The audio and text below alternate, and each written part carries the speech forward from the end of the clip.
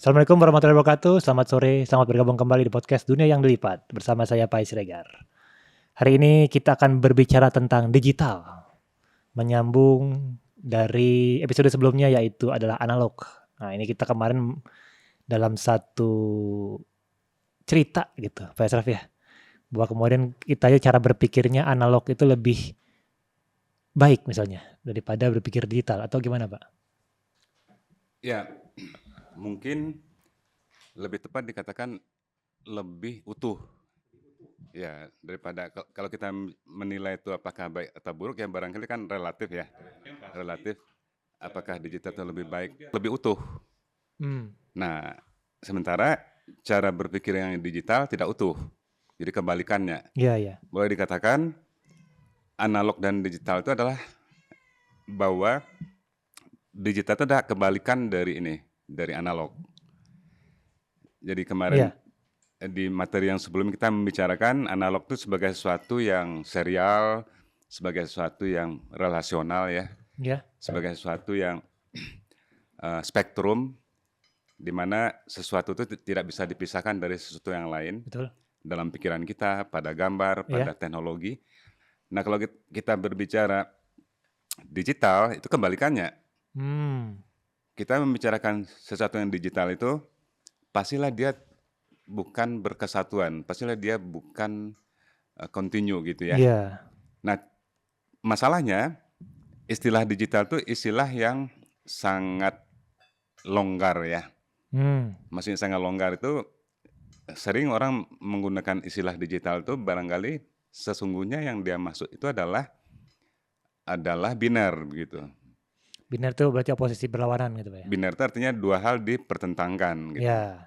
Sebab digital itu kalau kita orang ditanya tentang apa itu digital, kan keluarnya itu adalah, itu adalah sesuatu yang mempertentangkan angka 1 dengan angka 0. Ini kalau bahasanya programmer gitu kan ya.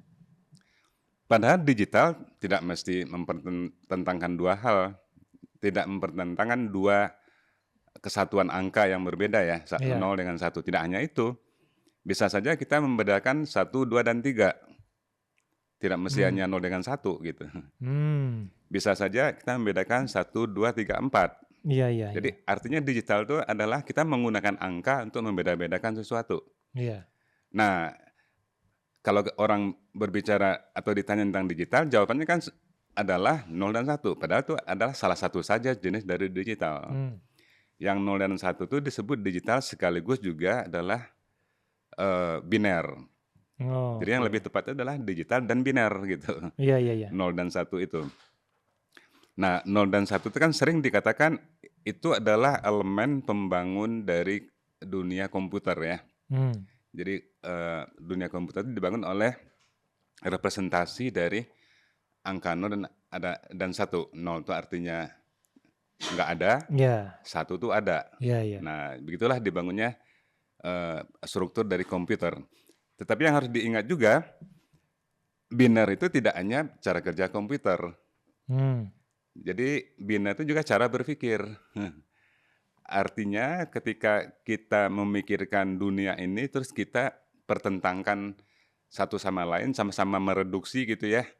Mereduksi itu artinya 0 dan 1 itu kan sudah direduksi itu. Nah, kita berbicara mengenai maskulin, bahwa dunia ini kalau kita bicara gender terdiri dari maskulin, feminin, barat, timur, hitam putih, baik buruk, utara, selatan, baik buruk. Semua yang kita reduksi menjadi biner itu adalah cara kerja digital.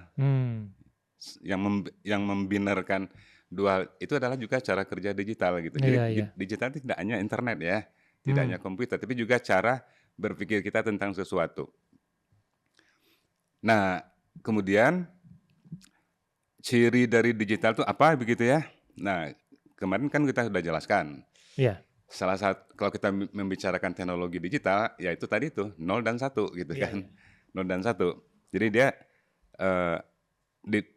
dibangun oleh dua unsur yang saling bertentangan, 0 dan 1 itu. 0 tidak ada, 1 ada gitu kan ya. Bisa juga dalam pengertian ini apa ya? Either nor gitu kan ya. Iya, iya.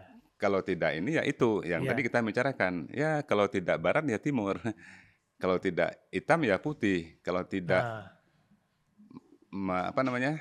Baik Utara ya buruk, selatan. gitu. Kalau tidak baik dan buruk. Nah itu artinya cara berpikir di mana pilihannya.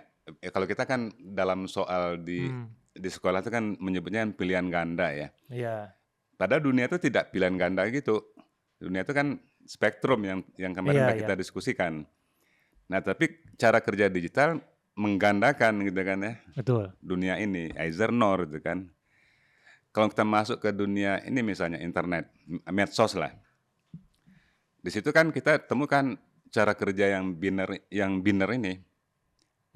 Yang digital ini. Iya, iya. Ya, kalau tidak friend, ya unfriend. Iya. Nggak ada pilihan setengah teman, nggak ada kan ya? Tidak ada teman karib gitu Pak. Nggak ada di situ. Teman biasa, teman karib, teman teman biasa, teman kerja, teman sekasur, nggak ada di situ ya. Berat, Pak, ya. Ini bahaya nih kalau yang terakhir ini. Iya. Agak dewasa itu Pak. Iya? Agak dewasa nggak? Iya untuk dewasa itu. Oh ya dewasa, ya, boleh ya, dengar ya. Belum 17 ya. Direduksi kan ya jadinya friend, unfriend. Iya, iya. Ya kan? Kalau tidak join, left gitu kan ya. Betul. Ya nggak ada pilihan lain. Kalau tidak follow, unfollow. Kalau tidak like, dislike. Ya kan? Betul. Nah itu artinya bagaimana dunia kehidupan itu didigitalkan. Artinya itu dibinerkan begitu. Betul. Kemudian kalau kita lihat gambar di depan ya. Iya. Gambar di depan itu salah satu ciri dari digital itu adalah dia memisah-misahkan gitu. Menjadi unit-unit ya. Iya. Atau kalau dalam bahasa ilmiahnya disebut dengan discrete. Discrete itu memisahkan dari unitnya yang utuh. Iya, iya. Nah, misalnya kita lihat di situ gambar kucing ya. Iya.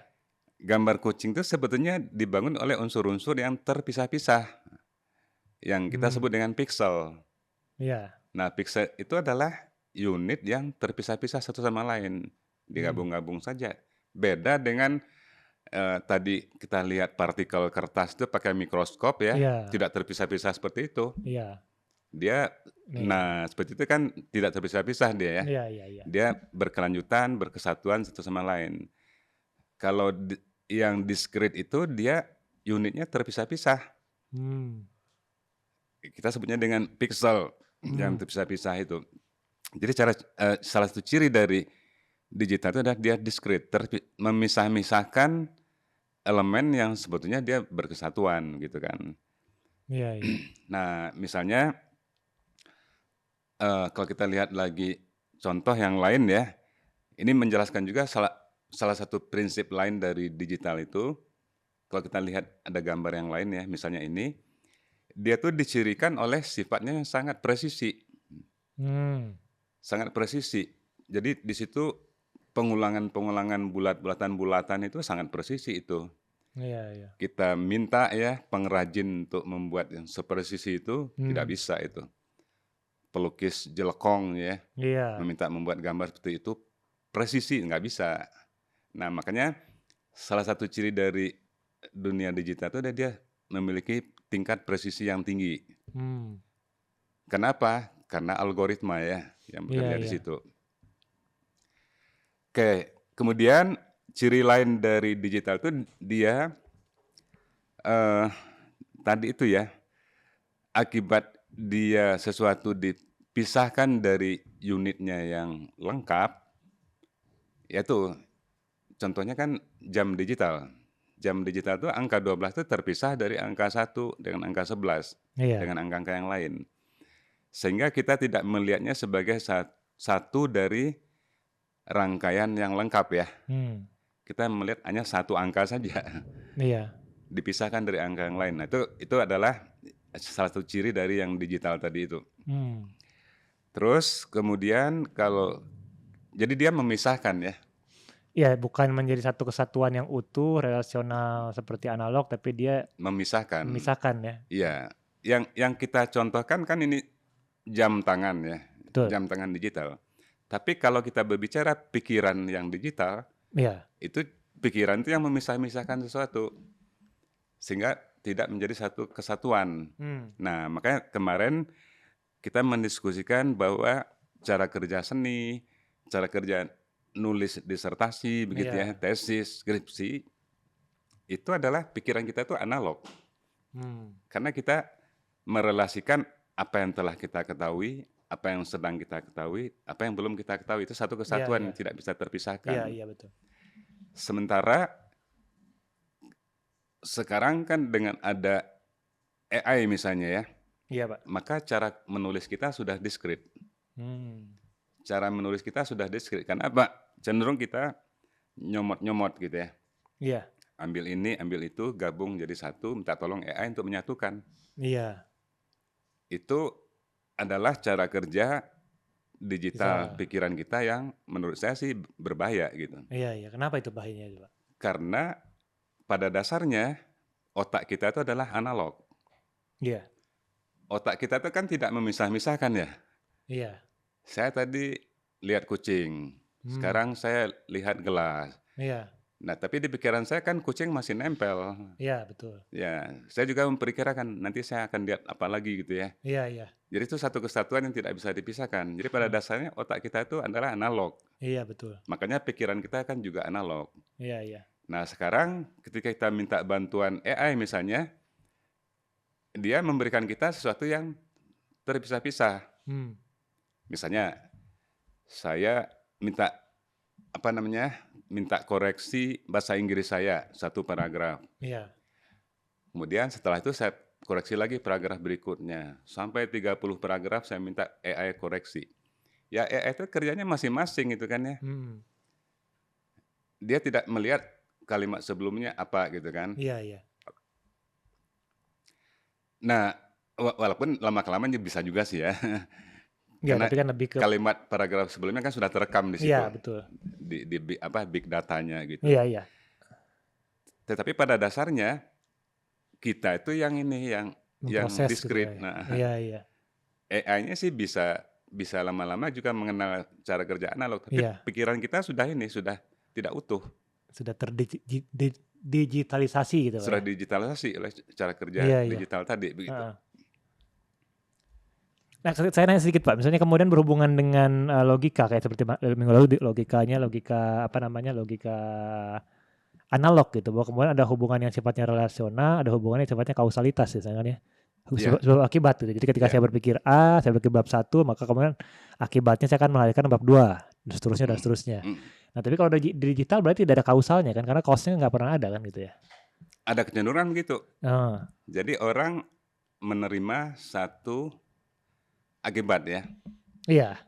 Satu hasil gitu kan. Satu hasil. Atau satu efek gitu ya. Betul. Dan orang kan tidak tahu yang mengakibatkan efek itu apa. Jadi betul. Penyebabnya apa kan orang terpisah dari situ ya. Orang hanya mengetahui yang itunya, hasilnya. Nah, ini yang menurut saya cara kerja digital yang juga mencabut atau memisahkan satu proses kausal menjadi dipisahkan antara penyebab dengan hasilnya. Ini juga akan mengganggu cara berpikir kita yang sebetulnya utuh begitu. Tadi udah di sebelumnya kan kita udah mendiskusikan ya, cara kerja desain, cara kerja seni, cara kerja sastra itu sepertinya analog. Betul. Kenapa? Kita buat 10 atau 20 alternatif gambar, ketika kita membuat yang alternatif yang ke-11, 10 alternatif itu kan ada di pikiran kita sebagai satu spektrum. Betul. Di otak kita sudah ada ininya, gradasinya itu. Ini yang paling buruk, ini yang sudah lebih baik, dan seterusnya. Ini gemeteran Pak gitu. Lapar. Ini garisnya gemeteran, ini yang lebih tegas. Ada di pikiran kita itu ya. Pak. Dan kita menilai dari yang spektrum itu. Nah, sekarang ketika kita mulai pakai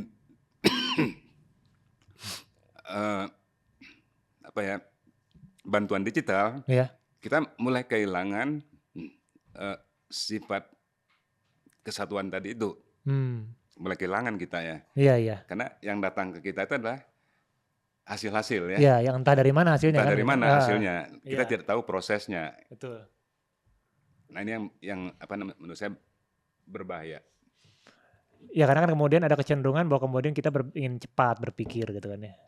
Salah juga sih berpikir cepat tuh kayaknya nggak karena tidak ada berpikir yang cepat kan gitu, tapi kita ingin hasil yang cepat lah gitu, yang instan ya, dalam banyak hal lah ya,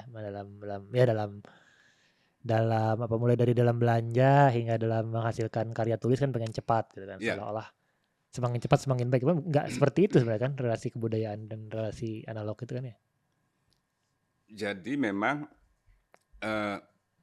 bahayanya kalau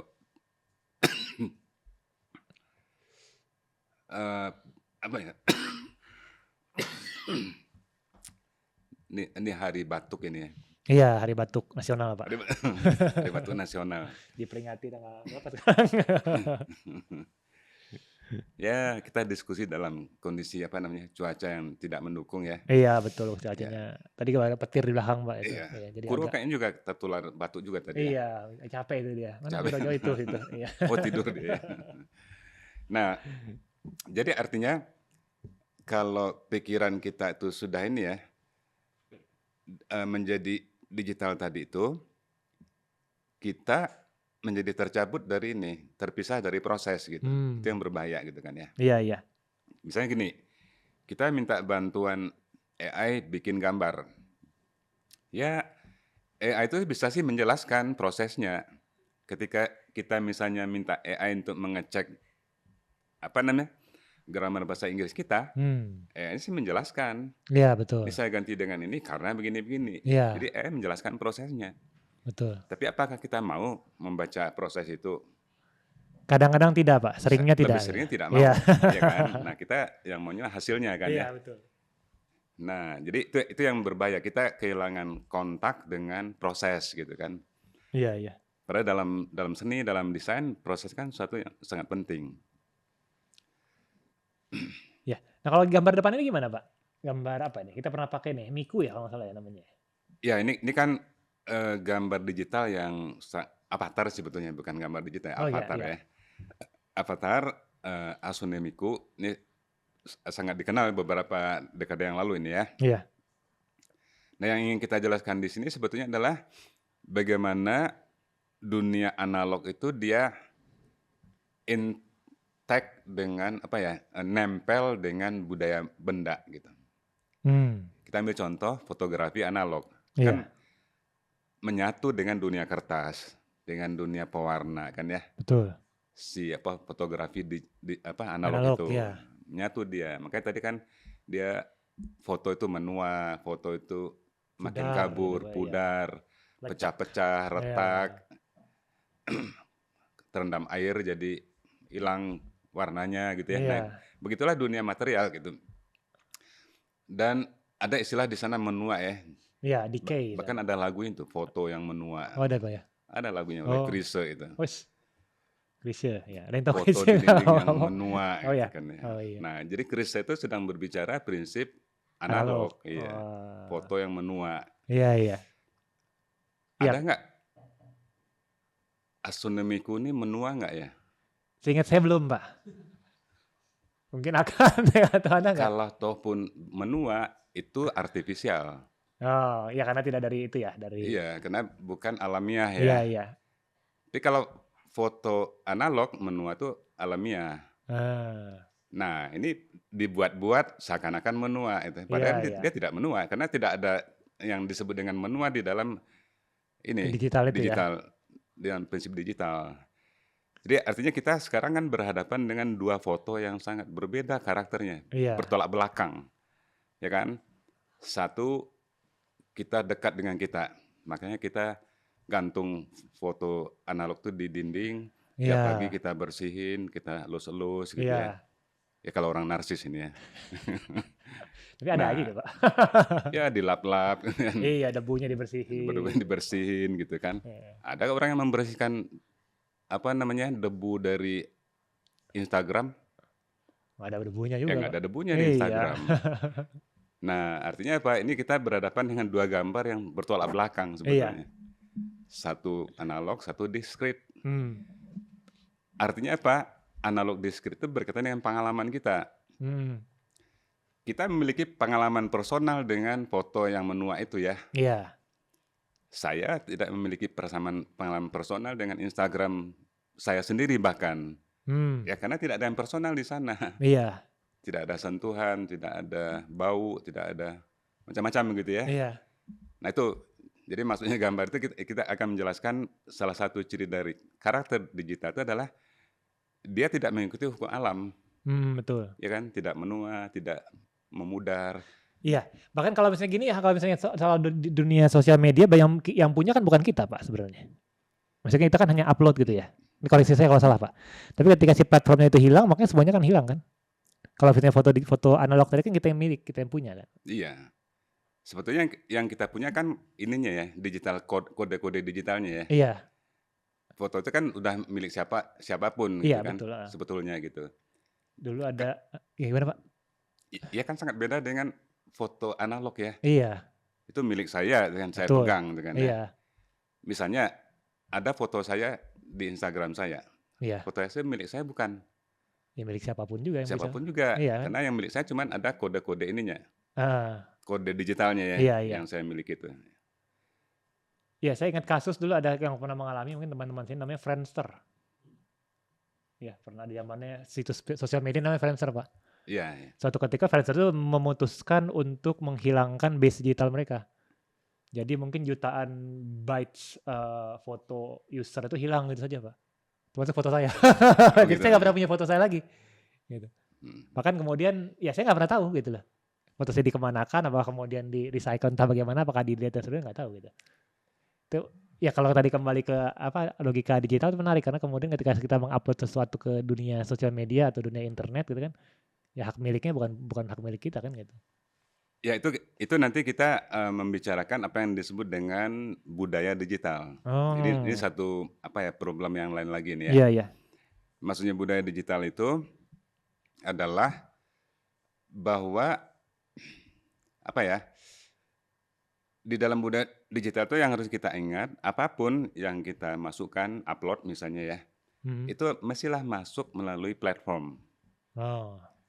Nah, platform itu apakah milik kita? Apakah saya punya Google, apakah saya punya Facebook? Kan enggak. Iya. Apakah saya punya Instagram? Enggak kan ya? Betul. Instagram itu yang memiliki adalah para pemodal besar. Iya. Ya kan? IG misalnya, itu kan pemilik modal. Iya. Nah, dia yang memutuskan. Bukan kita yang memutuskan apakah gambar saya akan saya hapuskan, bukan kita ya. Ya bisa saya hapus, tapi kan masih ada di mereka tuh. Iya, database mereka kan gitu, di Masih ada servernya, database di mereka. cloud lah. Iya, di cloud mereka, di jejak-jejak digital kan masih ada. Iya. Mereka yang memutuskan untuk ini, untuk menghapus, benar-benar menghapus gitu ya. Iya. Nah ini problem sosial dari ini ya, dari problem sosial dari berbagai platform tadi itu. Seakan-akan kita kan memiliki kuasa atas gambar kita, padahal bukan. Iya, iya. Mereka yang memiliki platform itu yang berkuasa atas gambar kita. Betul. Ini satu problem lain dari bukan teknologi digital, tapi adalah budaya digital. Oke, siap Pak. Kalau ini gimana Pak? Si burung camar. Kalau burung camar saya tahu lagunya Pak, Vina Panduwinata itu Pak. Iya. Nah, iya. Itu lagu zaman saya loh itu. Oh, yang apa Pak? Oh, tahu dari uang saya itu Pak. Ya, untungnya yang hadir di depan kita kan bukan burung camar ya. Iya. Tapi gambarnya. Burung camar, betul. Iya. Nah, sebagai gambar dia kan yang tadi itu dia dibangun oleh unsur-unsur terkecil, bukan lagi partikel gitu.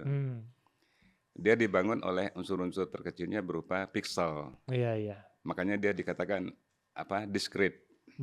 Discrete itu artinya elemen-elemen pembangun gambar itu ini elemen yang terpisah-pisah. Kita geser satu pixel misalnya ke kanan, ya kan?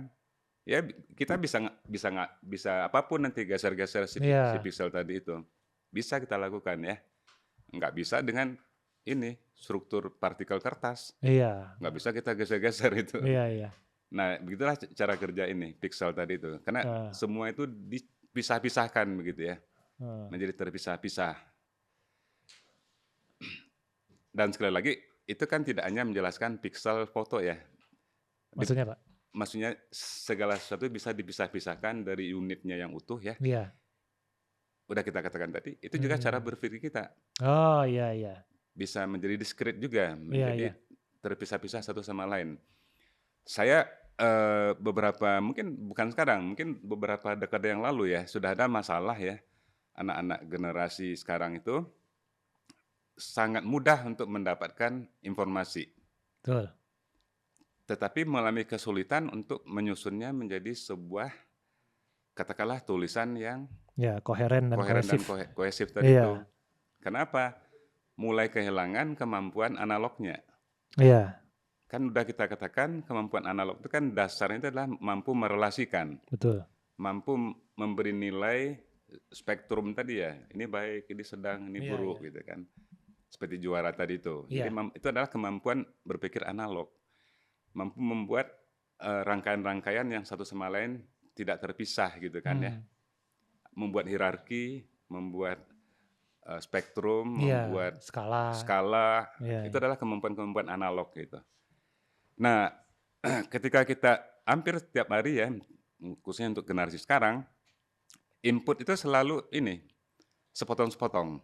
Iya, dan dari dunia digital dan sporadis gitu bahasanya. Parsial, sporadis. Iya. Nah, itu cenderung ini dikendalikan oleh karakter yang parsial sporadis itu, cara berpikir ya. Iya. Lama-kelamaan akan ini melemahkan kemampuan analognya. Iya. Kemampuan untuk apa? Untuk merelasikan. Betul. Saya sering mengalami agak kesulitan untuk memeriksa ini ya, sebuah paper, itu sebuah tulisan dari mahasiswa yang sudah kadung cara berpikirnya itu digital gitu. Tugas UTS gitu Pak ya? Tugas UTS misalnya ya. Oh, Bapak juga? Saya sering mengalami. Oh sering, saya doang. Saya tahu persis, ini mahasiswa ini sudah ini kaya dengan data tapi tidak bisa mengolah datanya secara kohesif. Iya, betul. Artinya apa? Dia kehilangan kemampuan analog.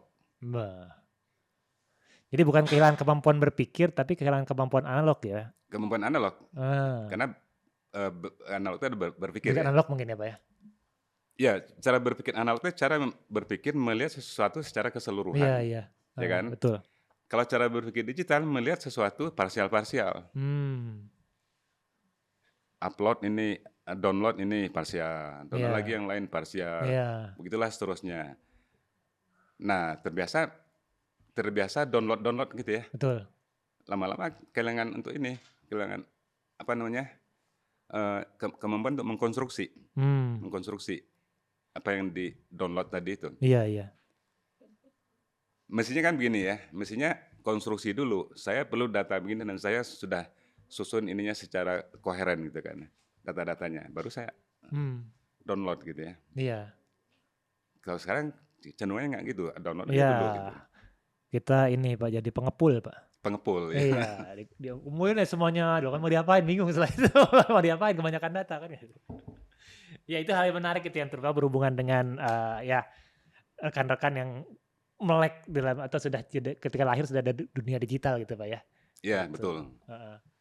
Oke, nah itu di mana Pak? Kalau kita ada yang membaca lebih banyak tentang problem digital dan analog itu di dunia yang dilipat sudah pasti Pak ya? Ya, sudah pasti di dunia yang dilipat, terus kemudian kecerdasan semiotik. Ya, di kecerdasan semiotik. Ada satu buku saya yang belum dicetak ulang ya. Yang tadi kemarin kita diskusi juga post-realitas. Post-realitas ya. Nah, itu lebih banyak diskusi tentang digitalitas itu di sana. Kemudian juga di buku yang setelah dunia yang dilipat, saya rasa ada satu bagian juga yang berbicara mengenai itu. Oke. Ya, silakan rekan-rekan, teman-teman dimanapun Anda berada yang ingin membaca lebih banyak tentang dunia digital dan dunia analog, Anda bisa cari di buku Setelah Dunia Dilipat, karya Pak Yasraf. Kemudian ada kecerdasan semiotik, dan tentu saja dunia yang dilipat. Ketiga-tiganya, semua buku itu bisa Anda dapatkan di penerbit Cantrik. Ada Facebook, ada Instagram, dan ada Twitter atau X @cantrikpustaka. Dan kemudian mereka juga punya websitenya di www.cantrikpustaka.com. Oke. Nah, saya kan mungkin akan buka pertanyaan buat yang hadir di sini. Enggak? pencerahannya terkait dengan pemikiran analog dan digital tadi yang sangat kami merasa itu memang kami rasakan, Pak. Jadi ketika mengerjakan paper itu kita menggunakan pemikiran yang sangat parsial karena kita tuh merasa ingin cepat-cepat gitu, Pak. Karena berbagai tugas mata kuliah saling membenturkan, bukan membenturkan, tapi saling memberi tugas yang seharusnya kita selesaikan dalam 1 minggu, sehingga itu memicu kami menjadi pemikiran parsial di dunia digital. Gitu. Kalau dari perspektif Pak Yasraf, bagaimana sih kita sebagai generasi Z yang notabene itu sangat masyarakat digital ya, digital native gitu, agar kemampuan pemikiran analog kita itu masih tumbuh gitu, atau berkembang gitu. Terima kasih. Ini saya rasa pertanyaan Mas Maskur ini pertanyaan sangat mendasar ini ya. Betul, Pak. Karena kalau tidak kita pertanyakan, itu akan kemampuan analognya akan hilang. Dan ini akan sangat berbahaya. Nah, jadi ada satu peristiwa yang saya sering ulang-ulang lah saya sampaikan kembali gitu ya. Jadi satu ketika saya ada konferensi internasional di Thailand, bicara mengenai dunia digital, digitalisasi,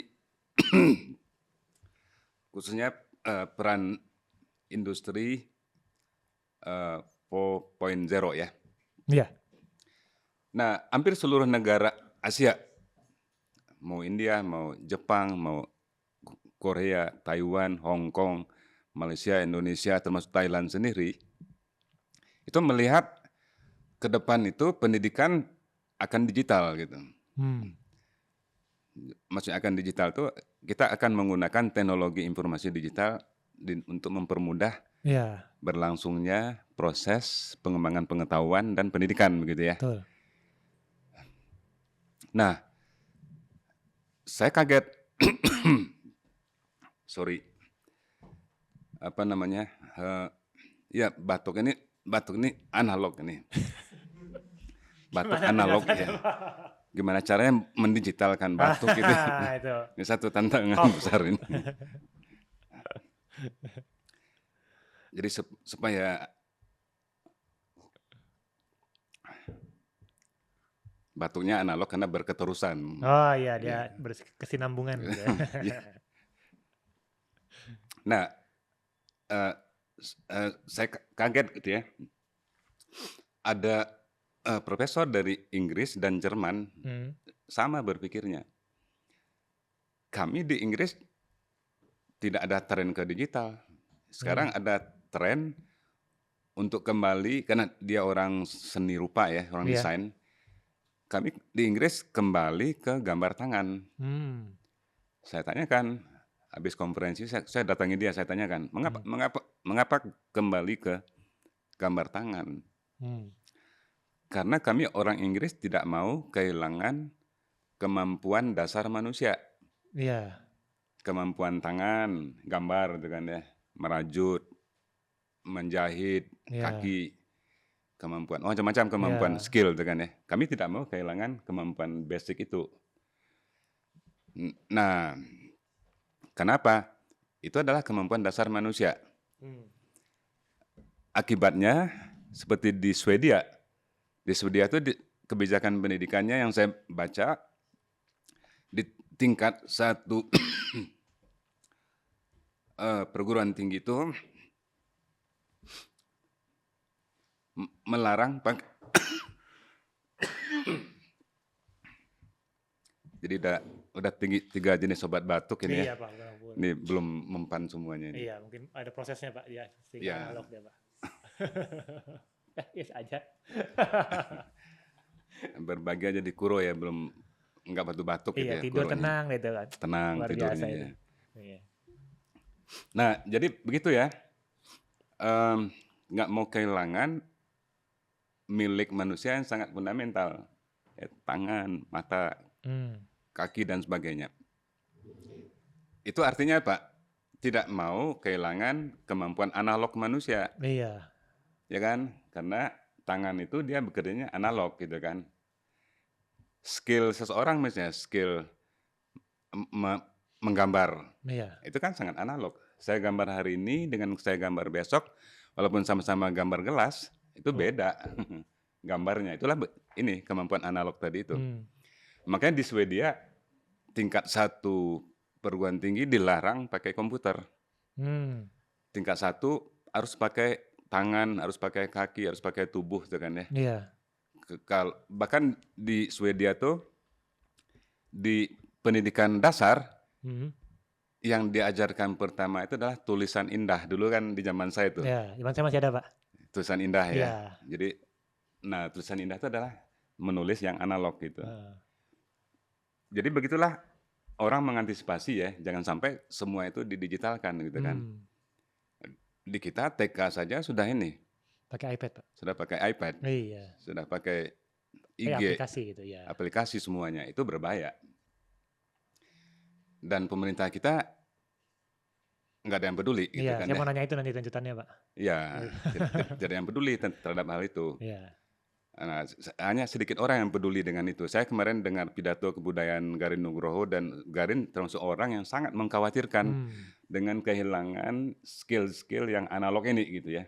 Karena termakan semua oleh ini, oleh digitalisasi. Ya.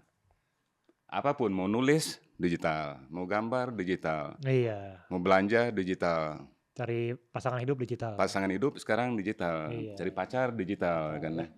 Cerai nanti digital juga gitu kan. Nah, apa yang tersisa oleh tubuh fisik kita ini nggak ada. Itu Pak, apa namanya? Mager ya. Kalau bahasa anak sekarang Pak, itu Pak. Jadi duduk diam di satu tempat dan menelusuri dunia lewat gadget, Pak. Paradoksnya di sana. Nah, saya lanjutin tadi Pak, kalau kemudian hal itu terjadi gitu, bahwa kemudian kita tahu digital itu punya potensi berbahaya bagi pikiran manusia, bagi kebiasaan kita, bagi kemampuan kita yang sifatnya kemudian fisikal lah gitu Pak ya. Apa kira-kira Pak yang harus dikerjakan supaya kemudian minimal level personal lah, karena kemudian kalau kita ngomong levelnya kolektif dan levelnya policy atau kebijakan dari pemerintah itu kan jauh panggang dari api gitu Pak ya. Kita ngomong aja terus gitu, akan berdasarkan gitu kan ya. Minimal dalam level pribadi secara personal, misalkan apa sih yang bisa kita kerjakan untuk ya menggunakan digital itu sebagai sesuai dengan porsinya. Jadi tidak berubah antara pola pikir analog, logika yang analog ke logika yang digital. Apa kira-kira saran dari Pak Ashraf? Jadi memang benteng yang paling terdepan itu sebetulnya adalah individu. Jadi setiap individu itu harus membentengi dirinya sendiri ya. Yang esensinya atau tujuan sama dengan yang tadi. Bagaimana kita jangan sampai kehilangan kemampuan otak kita, proses berpikir kita, kemampuan tangan kita, kemampuan motorik kita, sifat afektif. Jadi kita jangan sampai kehilangan semua itu gitu ya. Kehilangan kemanusiaan kita Pak ya. Ya, kalau lebih diperbesar konteksnya, jangan sampai kehilangan sifat kemanusiaan kita gitu kan. Nah, contoh bagaimana?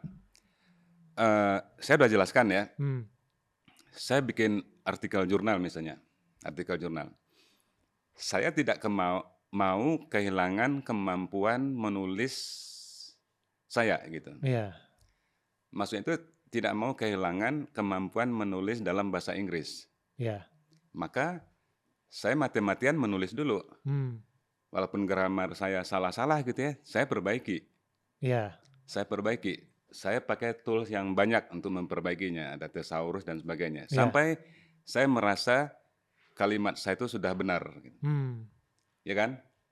Nah, barulah ketika saya sudah merasa kalimat saya benar, paragraf itu sudah benar, baru saya minta tolong AI. Untuk ngecek lah. Untuk ngecek. Dan dalam banyak hal AI-nya mengatakan your grammar is correct gitu kan ya. Grammar Anda udah benar, tapi kami kasih alternatif yang lain.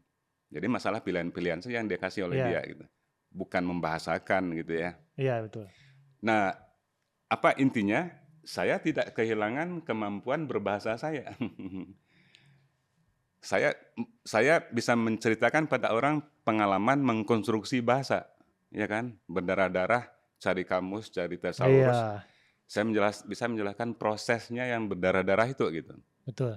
Nah, itu yang jangan sampai kehilangan kemampuan kita berbahasa Indonesia, berbahasa Inggris, berbahasa apapun, kemampuan menulis ya.